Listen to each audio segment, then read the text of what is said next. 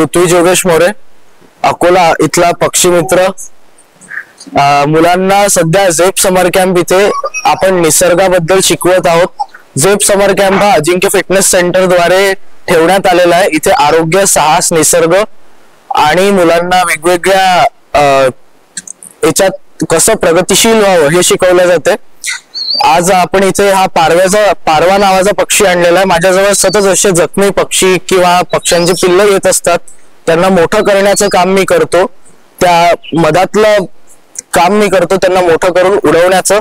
आणि हेच पिल्लं मी सध्या मुलांना कसे वाढवावेत, कसे मोठे करावे व त्यांचं संवर्धन कसं करावं हे शिकवत आहे।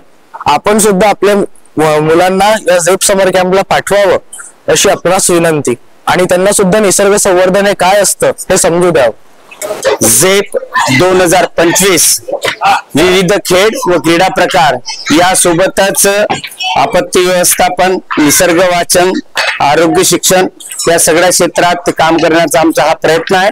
आज तुमच्या समोर हा जो प्रकार दिसतोय हे लोक साधारणतः आदिवासी लोक हे आपल्यापर्यंत करतात। या मुलांना एक नवीन कला जोपासावी, ज्यामुळे त्यांचे जे काही शारीरिक डेव्हलपमेंट आहे याच्या माध्यमातून त्यांचा बॅलन्सिंग ॲबिलिटी वाढते, त्यांचं कोऑर्डिनेशन वाढते, या सगळ्या याच्यामधनं एक त्यांच्यामध्ये स्किल डेव्हलप होते। हा प्रकार आहे। तर हे मुलं तुमच्या समोर प्रात्यक्षिक सध्या फक्त एक 8 दिवस झालेत। 8 दिवसामधनं त्यांनी हा प्रयत्न केला आहे आणि काही मुलांना बऱ्यापैकी काठीवरती चालणं जमत आहे। तुमच्या समोर बघा, हा एक चांगला तो प्रयत्न करतायत। यस, अशा प्रकारचा हा नवीन प्रयत्न राहतो प्रत्येक वर्षी।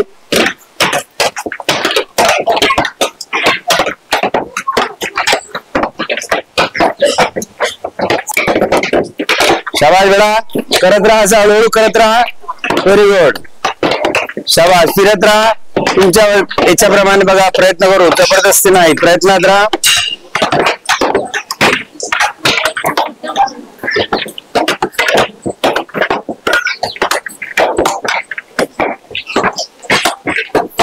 नमस्कार, मी वर्षा पराग चिंचोळकर, झेप कॅम्प 2025 मधलं बोलतोय, जो अजिंक्य फिटनेस पार्क तर्फे चालवण्यात येतो।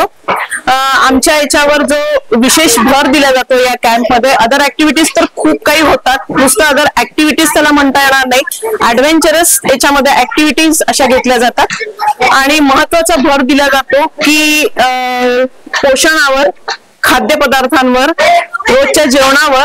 कारण की आजकाल आपण पाहतो की जंक फूड किंवा जेवणासोबत दुसरं काहीतरी खाण्याचा जो अट्टहास मुलांचा असतो, तिथे आम्ही कुठेतरी पालकांना बाधित करतो की नाही, पालकांनी याच्यावर भर दिला पाहिजे की त्यांना पोषण असंच दिलं पाहिजे। त्याकरता रोज आमचं घरून इथून या झेप कॅम्प मधनं त्यांना घरच्यासाठी होमवर्क म्हणून तो पाठ दिला जातो। तर त्याच्यामध्ये आमचं विशेष असं असतं की मुलांनी वज्रासनात बसावं किंवा जेवण झाल्यानंतर वज्रासनात बसावं किंवा वज्रासनात बसूनच जेवण करावं। मग त्या जेवणामध्ये जो काही सकस आहार आहे तो त्यांना देण्याचा आम्ही प्रयत्न करतो। हाच आमचा होमवर्क डेली तिथे चालतो। आणि असे खूपशे पालकांचे फीडबॅक्स छान येत आहेत की मुलांनी आजपर्यंत ज्या भाज्या खाल्ल्या नाहीयेत त्या भाज्या सुद्धा आम्ही त्यांना खायला लावतो आहे आणि त्या चवी त्यांच्या डेव्हलप होत आहेत। जी त्यांची टेस्ट डेव्हलप व्हायला पाहिजे होती ती नाही झाली, असे काही मुलं आहेत, पण आता मुलं सगळ्या भाज्या खायला लागतात। इव्हन कारल्याची भाजी सुद्धा मुलांना खायला दिल्या जाते आहे। या ऍक्टिव्हिटी करत असताना विशेष असा भर दिला जातो की मुलांचा सर्वांगीण विकास कसा होईल। तो सर्वांगीण विकास म्हणजे असं नव्हे की त्यांनी एखादी ऍक्टिव्हिटी केली किंवा अनेक प्रकारच्या ऍक्टिव्हिटी त्यांनी केल्या आणि त्याचा सर्वांगीण विकास झाला, असं नव्हे। त्याच्यामध्ये मग तुमचं खाण्याच्या सवयी, तुमच्या झोपण्याच्या सवयी, तुमच्या उठण्याच्या सवयी, तुम्ही करणाऱ्या ज्या ऍक्टिव्हिटी तुम्ही करता त्या ऍक्टिव्हिटी तुम्ही कशा पद्धतीने सादर करता किंवा तुम्ही कशा आत्मसात करता याच्यावर भर दिला जातो। तर हा जो पर्सनॅलिटी डेव्हलपमेंट असं म्हणू नये की पर्सनॅलिटी डेव्हलपमेंटचा कॅम्प आहे, पण ऍक्च्युली इथे जे काही होत आहे त्या सर्व याच्यातनं मुलांची पर्सनॅलिटी डेव्हलपमेंट होते आहे। मुलं रोज म्हणजे पहिल्या दिवशी आलेले मुलं आणि आज 10 दिवस झाले आहे कॅम्पला आज आलेले मुलं यांच्यामध्ये खूप फरक आहे। ते अधिकाधिक खूप शक्तीने आणि खूप ताकदीने कामं करतायत आणि सगळ्या ऍक्टिव्हिटीमध्ये सक्रिय सहभाग मुलांचा राहतोय। इव्हन LKG पासून तर 11वी पर्यंतच्या हे जे मुलं इथे ऍक्टिव्हिटी करतायत ते ते सगळे समान करतायत, हा विशेष महत्वाचा भाग इथे. आमचा विशेष भर फक्त पोषणावर आहे. मुलांच्या या सगळ्या ज्या सवयी आहेत त्या सवयी जाऊन त्यांनी सकस आहार 2 वेळेला घ्यावा, हा कॅम्पचा मेन मोटो आहे आणि तो आमचा साध्य होतो आहे. झेप हा कॅम्प इतक्या पुरतच मर्यादित नाही, तर यापुढेही झेप कॅम्प अजून होणार आहे. जो दुसरा एक कॅम्प आम्ही अजून अरेंज करणार आहोत, तर तो लवकरच त्याची तारीख डिक्लेअर होईल आणि जास्तीत जास्त पालकांनी याच्याशी जुळावं ही नम्र विनंती. Thank you so much. नमस्कार, मी प्रशांत बुले.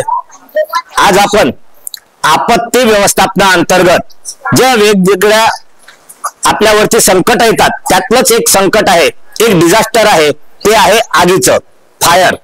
आता या फायर संबंधी म्हणजे आगी संबंधी आपण माहिती घेणार आहोत. यामध्ये सर्वात पहिल्यानं आग कशामुळे लागते, त्यासाठी कोणकोणत्या गोष्टी आवश्यक असतात, त्यानंतर त्या आगीचे प्रकार कोणते आहेत, मग त्याला विझवण्याचे प्रकार कोणते आहेत, कोणत्या प्रकारची आग कशाने विझवल्या जाते, त्यानंतर जे विझवण्याचे आपल्याला ठिकठिकाणी अशा प्रकारचे फायर एक्सटिंग्विशर्स म्हणजे अग्निशामक यंत्र आपल्याला लागलेले दिसतात मार्केटमध्ये, दुकानात, शाळेमध्ये, वेगवेगळ्या ऑफिसमध्ये. तर हे कोणत्या टाईपचे आहेत, हे कसं ओळखायचं आणि ते कसं वापरायचं या संबंधीची माहिती आज आपण या ठिकाणी देणार आहोत. आगीचे 3 भाग असतात, म्हणजे 3 गोष्टी एकत्र आल्यानंतर आग लागते. सांगा कोणकोणत्या? फ्युएल, हीट आणि ऑक्सिजन. कशासाठी? जळणारी वस्तू ती जळायला सुरुवात केव्हा करेल, जेव्हा पुरेसं टेम्परेचर, हीट निर्माण होईल आणि ती कंटिन्यू ठेवण्यासाठी ऑक्सिजनची गरज असते. हे आपण शिकलो आहे. आगीचे प्रकार आहेत, कोणकोणते आहेत? नाही, आपण काय नाव दिलं त्याला? A type. ए टाईप मध्ये काय असतं? सॉलिड मध्ये कोणकोणत्या वस्तू येतात? कपडा, लाकूड, कचरा, प्लास्टिक, या सॉलिड ज्या वस्तू आहेत या ए टाईप मध्ये येतात. बी टाईप मध्ये कोणते येतात? लिक्विड्स. त्याच्यामध्ये काय काय येतं? एक सांगा. तू सांग. पेट्रोल, डिझेल म्हणजे पेट्रोलियम लिक्विड्स अँड ऑइल्स, तेल. ठीक आहे. आणि सी टाईप मध्ये गॅसेस अँड इलेक्ट्रिक. हे आपण सध्याचं घेतलं ढोबळमानाने. तर आता ए टाईप जी आग आहे याच्यावरती आपल्याला जे विझवण्याचं मेथड आहे ती आहे मेथड आहेत. एक काय कूलिंग मेथड, दुसरी आहे ब्लँकेटिंग मेथड. कूलिंग म्हणजे काय? थंड करणे. आपण पाहिलंय आगीच्या ट्रायंगल मध्ये फ्युएल जळण्यासाठी हीट पाहिजे असते. जर ही हीट म्हणजे टेम्परेचर जर कमी करायचं असेल तर कूलिंग हा त्याच्यावरचा उपाय आहे. मग आपण कूलिंग करू. कूलिंग करण्यासाठी सर्वात चांगलं आपल्याकडे काय आहे उपलब्ध? पाणी. पाण्यामुळे थंड होतं. मग पाण्याचा मारा करून आपल्याला आग विझवता येईल. परंतु हे जर पेट्रोलियम लिक्विड्स असले तर पेट्रोलियम लिक्विडची डेन्सिटी म्हणजे घनता कमी आहे, म्हणजे ते वजनानं हलके आहेत. पाणी जर मारलं तर पाणी खाली जाईल आणि ऑइल किंवा लिक्विड हे पेट्रोल डिझेल वर येईल आणि आग विझणार नाही. मग अशासाठी आपल्याला ब्लँकेटिंग मेथड म्हणजे फोम म्हणजे फेस असतो एक प्रकारचा केमिकलनी बनवलेला. हा केमिकलचा फोम आपल्याला वापरायचा आहे, फेस वापरायचा आहे. आणि त्याच्यानंतर dry chemical powder. He dry chemical powder A type वरही चालते, बी टाईप वरही चालते आणि सी टाईप वरही चालते. आता याचे जे एक्सटिंग्विशर्स आहेत आपण शॉर्ट समरी घेतोय. याच्यामध्ये वॉटर बेस एक राहतो, ज्याच्यामध्ये वॉटर वापरलेलं असतं विझवणारं. त्यासाठी एक्सटिंग्विशर वॉटर असेल, पाणी असेल तर त्याला आपण वॉटर टाईप एक्सटिंग्विशर म्हणतो. आणि हे ओळखायचं कसं? जर हे बाहेर लावलेलं असेल तर याचं जे नोझल असतं हे 1 इंचाचं छोटं पितळी नोझल आपल्याला दिसेल, याला पाईप राहत नाही. त्यानंतर डीसीपी टाईप जेव्हा असते तेव्हा डीसीपी टाईप मध्ये याला हा असा पाईप लावलेला असतो आणि हा जो पाईप आहे याचं जे नोझल आहे हे नोझल छोटस राहतं. पाईप आहे, डीसीपीला पाईप आहे पण नोझल छोटं आहे. आणि त्याच वेळी फोमचं जे आहे यालाही पाईप आहे, परंतु याचं जे नोझल आहे हे नोझल मोठं आहे. यानंतर आणखी आपल्याकडे ते उपलब्ध नाही सध्या. कार्बन डायऑक्साईडचं एक पुन्हा एक्सटिंग्विशर येतं. हे कार्बन डायऑक्साईड स्वतः एक्सटिंग्विशर नाही, मात्र त्या ठिकाणी हवेतील ऑक्सिजनचं प्रमाण कमी करायचं. कार्बन डायऑक्साईडचं प्रमाण वाढलं तर आग फैलणार नाही, यासाठी बंद ठिकाणी ते वापरण्यास अत्यंत योग्य आहे. मात्र ज्या ठिकाणी माणसांची गर्दी आहे अशा ठिकाणी कार्बन डायऑक्साईडचा वापर करू शकत नाही, कारण त्याच्यामुळे गुदमरून मरण्याचा धोका आहे ऑक्सिजनचं प्रमाण कमी झाल्यामुळे. तर कार्बन डायऑक्साईड त्या टाईपचं राहतं. आणि याला जे आहे तर याच्यावरती कुलिंग मेथड जी आहे वॉटरची ही आपण ए टाईप वरती चांगल्या रीतीने वापरू शकतो. बी टाईप वरती आपण पाणी वापरू शकू का? नाही.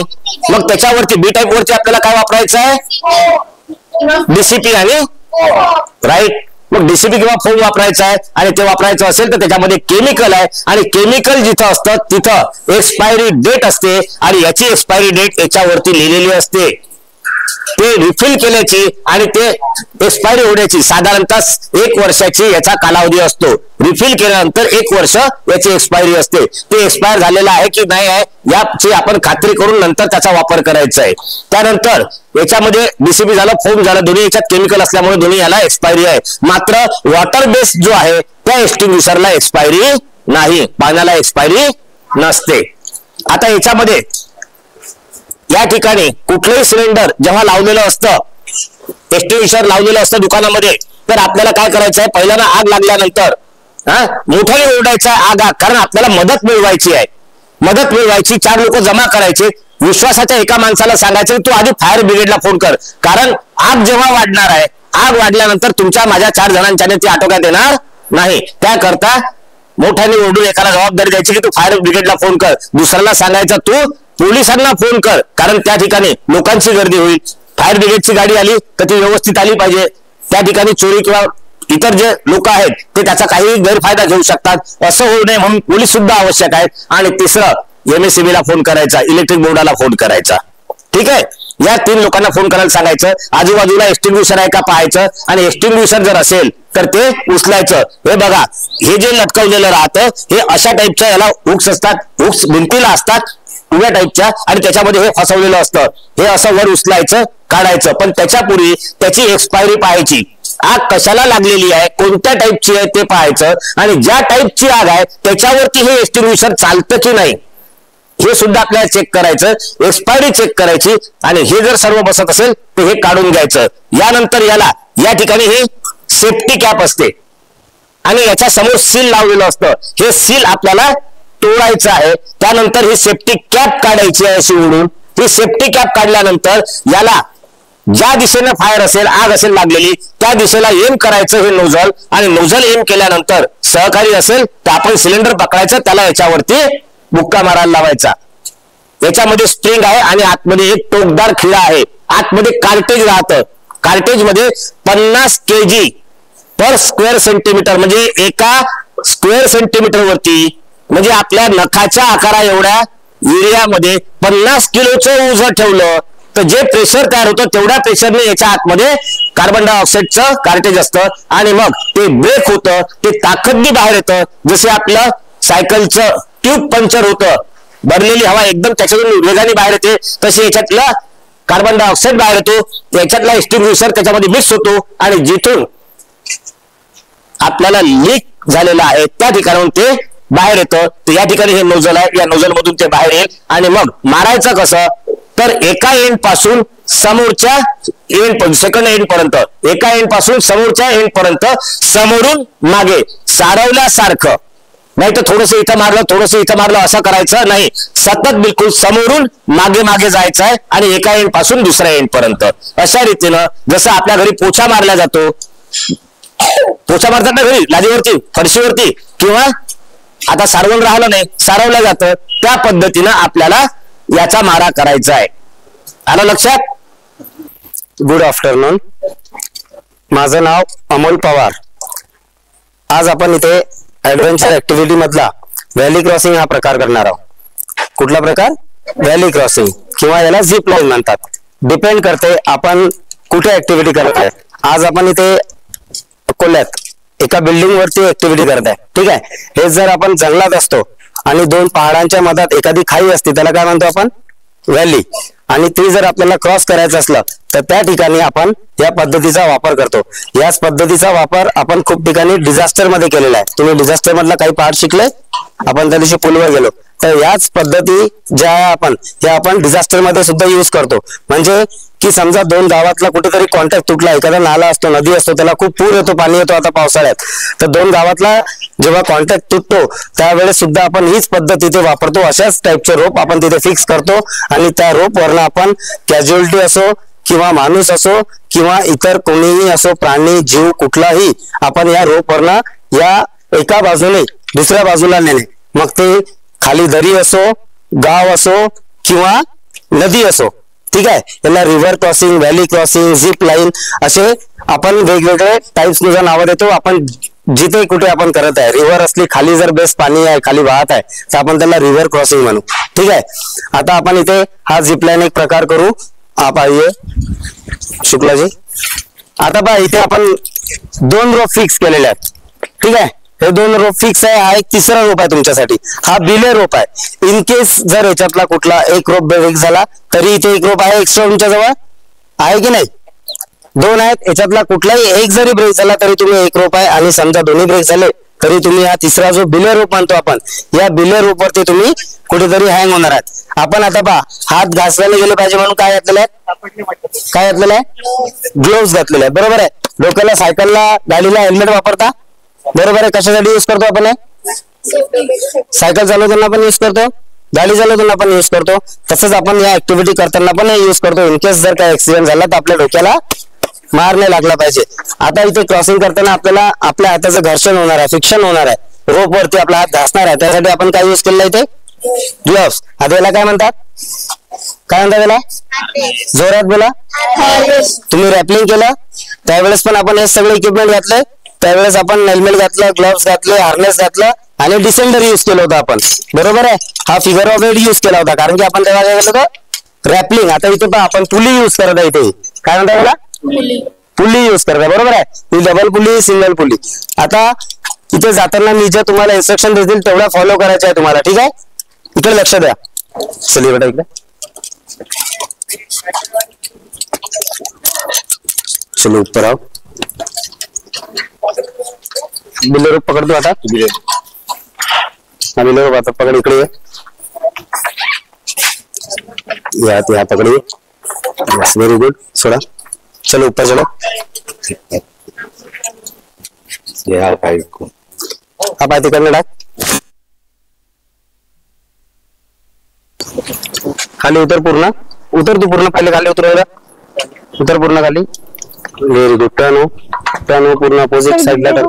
कुछ नहीं, तू याला पकड़, आप यहाँ पकड़िए, ये हाथ छोड़ दो, हाथ छोड़ दो, पूरा टाइम हो गया. इधर देखो, मेरी तरफ, नीचे बैठो, बैठ जाओ नीचे. Very good. आगे आगे, इधर देखो, ये हाथ पीछे, ये हाथ पीछे रखो, इधर इधर इधर इधर, ये हाथ पीछे लो, यहाँ रखो, यहाँ रखो हाथ पीछे, यहाँ पे. Very good. हाँ, मान दोरापासून दूर, गर्दन दूर करो, गर्दन रोप से दूर रखना है. गार्गी, एक लाख बजाओ उसके लिए, लाख बजाओ.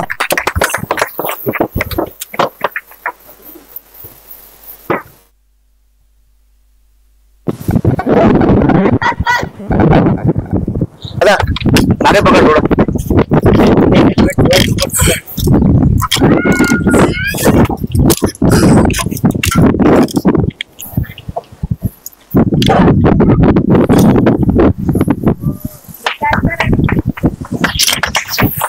चलो साथी,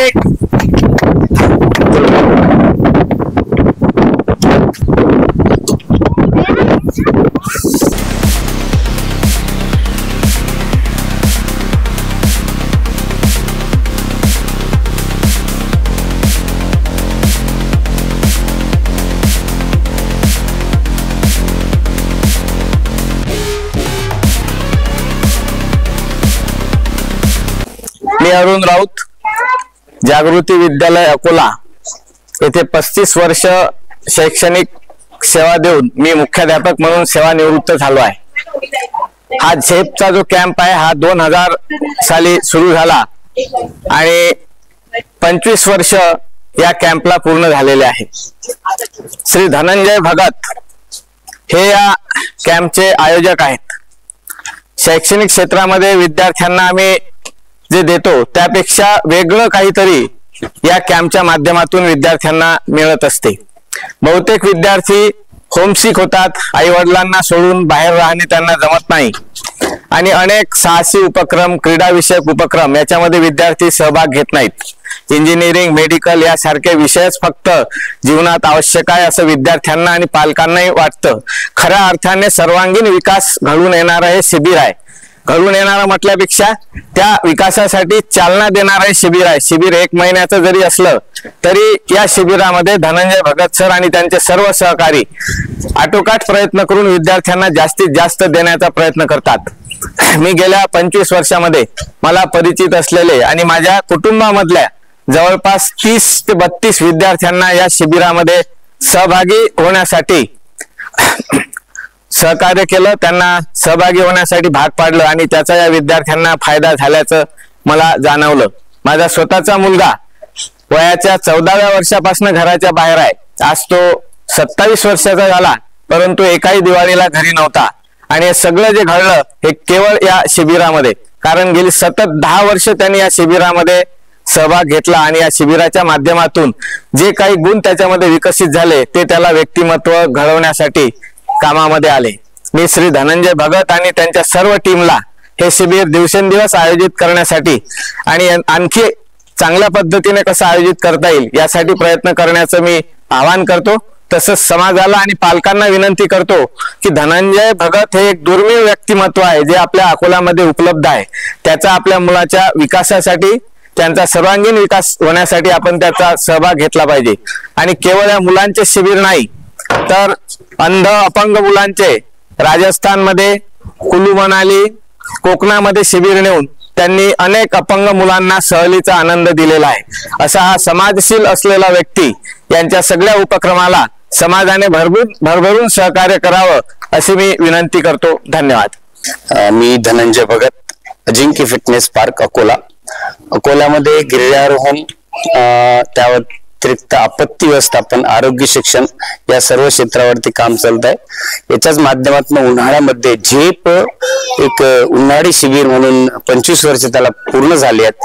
अशा या शिबिराच्या माध्यमातून मुलांना आपत्ती व्यवस्थापन, आरोग्य शिक्षण अशा विविध प्रकारातून त्यांचा सर्वांगीण विकास कसा करून घेता येईल याकरता आमचा एक छोटासा प्रयत्न असतो. प्रत्येक वर्षी स्वतःचा एक स्पॉट नसल्यामुळे विविध ठिकाणी इतर लोकांच्या सहकार्याने आम्ही हा प्रयत्न करतो. यावेळेस जिजाऊ वाडा इथे आमचा हा प्रयत्न सुरू आहे. या सोबतीला आम्हाला शुभम करोती फाउंडेशन, त्यानंतर निरामा एज्युकेशन अँड डेव्हलपमेंट फाउंडेशन जी संस्था आहे, अशा विविध संस्थांच्या माध्यमातून आम्ही हे शिबिर यावर्षी पूर्णत्वात नेण्याचा प्रयत्न करतो आहे. 15 एप्रिल पासून हे सुरू झालेलं आहे. आता मे पर्यंत. यानंतर 4 दिवस आउटडोर ऍडव्हेंचर ऍक्टिव्हिटीजचा हा कॅम्प राहील.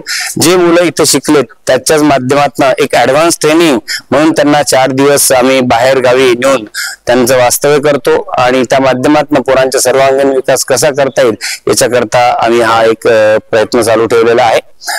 या आता मागील 25 वर्षांमधला असा अनुभव आहे की मुलांना बऱ्याच काही गोष्टी याच्यामधनं साध्य होतात. थँक्यू.